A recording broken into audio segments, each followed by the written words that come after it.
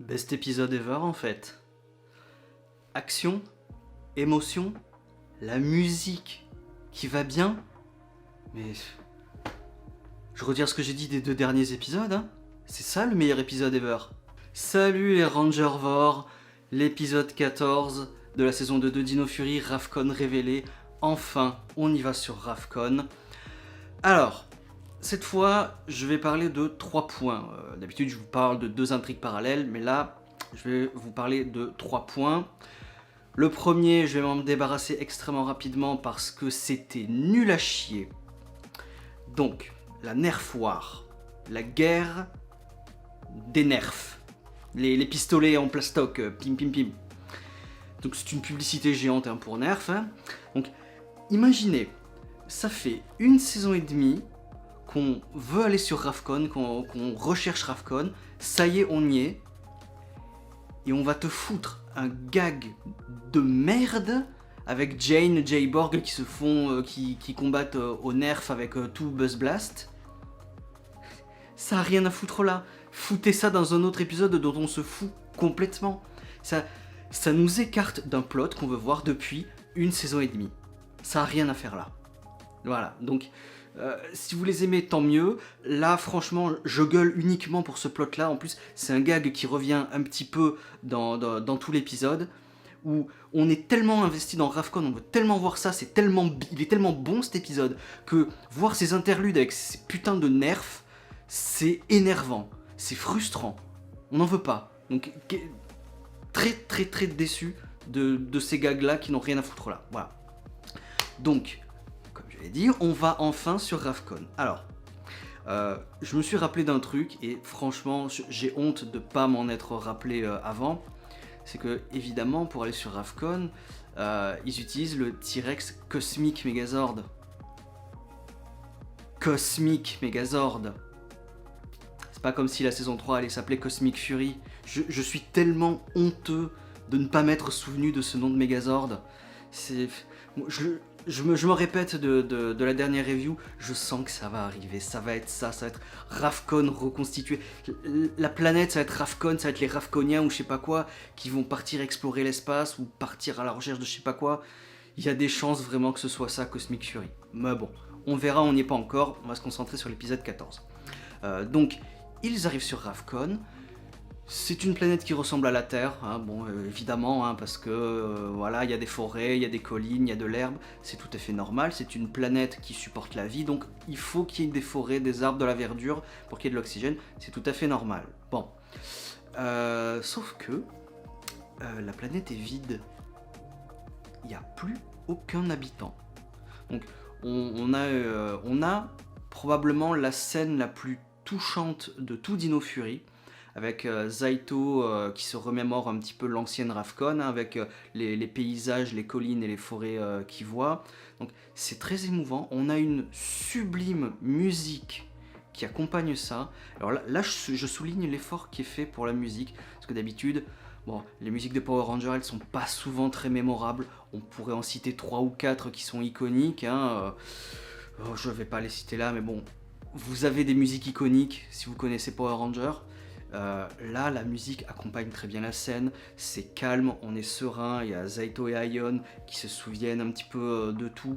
C'était superbe, c'était excellent, gros moment émotion, c'était parfait. En plus, on sent toute la tristesse de Zaito, qu'il n'y a plus rien, ça date d'il y a des millions d'années. Avant, il y avait des villes futuristes avec plein de technologies et tout ça, maintenant, il n'y a plus rien du tout. Et en plus de digérer la disparition de l'architecture, enfin des infrastructures de la planète, il faut aussi, avec Aion, qu'ils avalent le fait qu'ils sont plus que 2.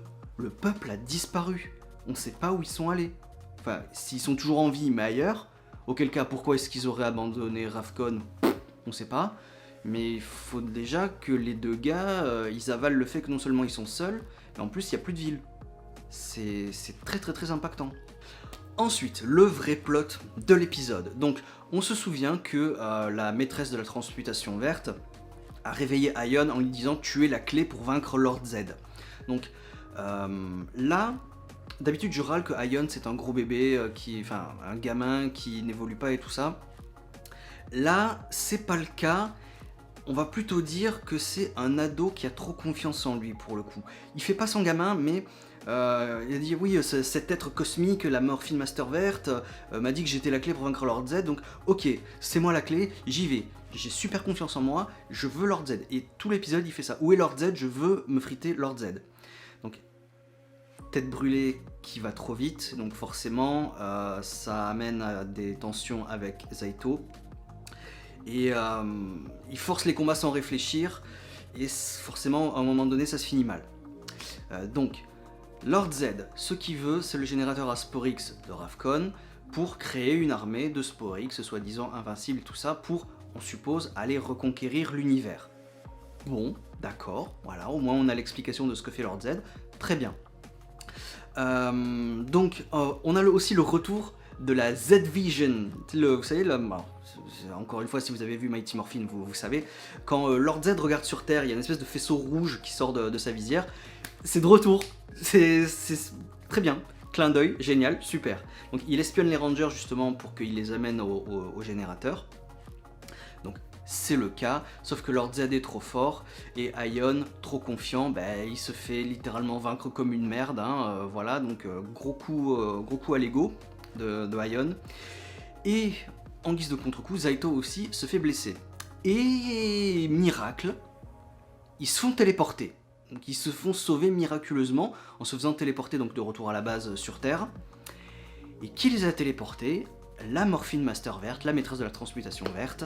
Donc gros, on finit en cliffhanger. Qu'est-ce qui se passe quoi suite au prochain épisode. Donc c'était...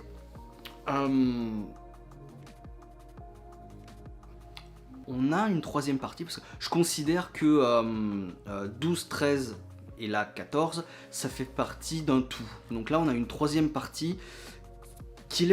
Je sais même pas quoi dire tellement c'était bien, enfin, ça se raconte pas, ça se regarde. Voilà, c'était un épisode qui était trop bien, on a eu de l'émotion avec Zaito qui raconte ses souvenirs de Ravkon, on a eu de bons combats américains la plupart du temps, enfin un bon 80% de combats américains il me semble. Donc voilà, il y a juste tous ces trucs ultra bien qui sont entrecoupés de cette putain de guerre de nerfs à Buzz Blast, dont on se fout complètement parce qu'on veut continuer à voir l'action, on veut continuer à voir Lord Z, on veut continuer de découvrir Ravkon, mais il y a ces putains de merde de Buzz Blast, la guerre des nerfs là, qui vient nous couper de ça, et c'est beaucoup trop frustrant. Donc, même si l'épisode est génial, yes, Buzz Blast quoi, putain, ça a rien à foutre là. Voilà. Donc, ah oui, alors je vois mes notes. Autre petit détail, c'est que quand Zaito se remémore son passé, il nomme la ville. La ville s'appelle Imoruo. Alors j'ai cherché, je sais pas si ça fait référence à quoi que ce soit. Imoruo. Si vous savez si ça fait référence à un truc, dites-le dans les commentaires, mais moi j'ai pas trouvé, donc voilà. Donc tu vois, non seulement on te montre ce qu'était Ravkon avant, mais en plus Zaito il te nomme les choses. C'est vraiment une scène superbe, voilà, c'est vraiment la scène de l'épisode. Zaito qui se souvient de Ravkon, avec beaucoup d'émotion, la musique qui est là, donc voilà.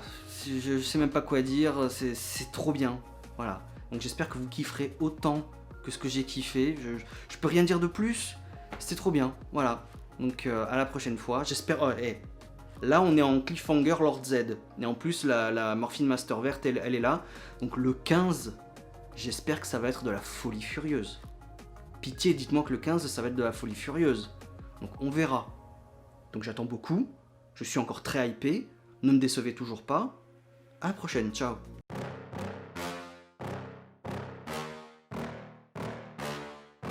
Yeah. Please tell me that I can't, that I won't, that I fail, that I'll never make it out, yeah. Please tell me all the bad, never good, fill my head full of every single doubt, yeah. Please say any negative thoughts, I pop off when I hear people say I cannot. I get off to the thought of proving everyone wrong, I won't stop to the top.